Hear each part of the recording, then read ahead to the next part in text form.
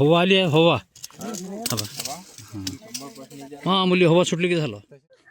अकोल्यातला संत्रा उत्पादक शेतकरी चांगला चिंतेत सापडलाय.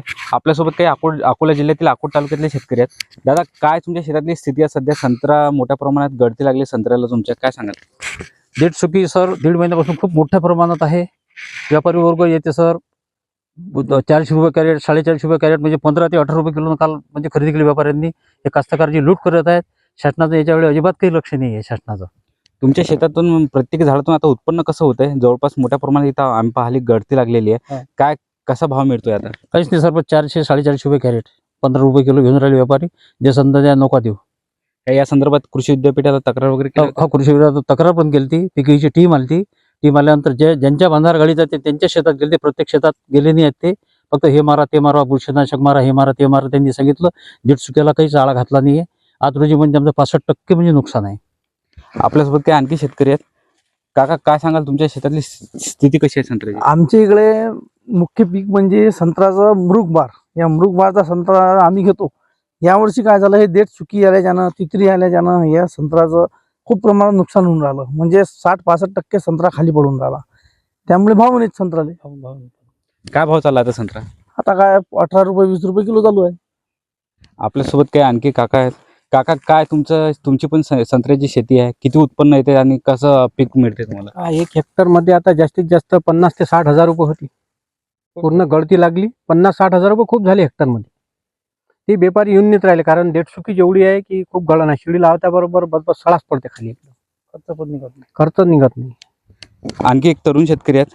काय सांगशील, किती काय नुकसान आहे तुझ्या शेतातलं? आता सध्या नुकसान पाहिलं तर 50 ते 60% नुकसान झालेलं आहे. कारण ज्या झाडावर 10 ते 11 कॅरेट निघणार होते त्याच्यावर 3 ते 4 याच्यावर कॅरेट निघत नाही आहेत. आणि हा देठसुकीचा प्रकार आलेला आहे. देठसुकी आणि हा ग्रेजी स्पॉट आहे.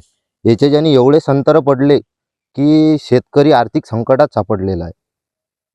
आपल्यासोबत काही आणखी एक इथं आहेत शेतकरी. दादा, तुमच्या शेतात मोठ्या प्रमाणात गळती आहे. यासाठी तुम्ही काही नियोजन वगैरे केलं, काळजी घेतली होती का पिकाची, काही फवारणी वगैरे? काळजी तर घेतलीच होती सर. 1 हेक्टर वावर आहे माझ्याकडे. तर हे संत्र इतके फवारे काढले आम्ही की त्या फवाऱ्याचा खर्चही निघू शकत नाही. सगळे गळले खाली आणि त्याच्यापासून काहीच उत्पन्न भेटलं नाही यंदा आम्हाला. असं वाटलं की बा काही शासनवाला काही देईन, काही आम्हाला काही मदत करतील, तर ते मदतही भेटली नाही आणि काहीच नाही. विम्याचे पैसे भेटले नाहीत आम्हाला. तुम्ही किती एकर संत्रा लागवड केला? आता उत्पन्न कसं येत आहे? उत्पन्न नाहीच. ते 400 रुपये कॅरेटनं मागून राहिले. ते आता आले झाडं हलवली की सर्व खाली गळतात. ते सळाच पडते खाली सर्व. तर ते मागूनच नाहीत राहिले. आता तुमची काय मागणी असणार विद्यापीठाकडे? ते न येऊन याची आमची दक्षता घ्या आणि शेतकऱ्याची मार्गदर्शन करा आम्हाला, काय जे करायचं आहे ते. हे होते आपल्यासोबत काही संत्रा उत्पादक शेतकरी. यंदा त्यांचं मोठ्या प्रमाणात नुकसान झालंय. विद्यापीठाने यावं आणि शेताच्या बांधावर आणि आमच्या नुकसानाचे पंचनामे करून तातडीनं मदत द्यावी, अशी मागणी येथील शेतकरी करतात. अक्षय गवडी, साम टीव्ही न्यूज, अकोला.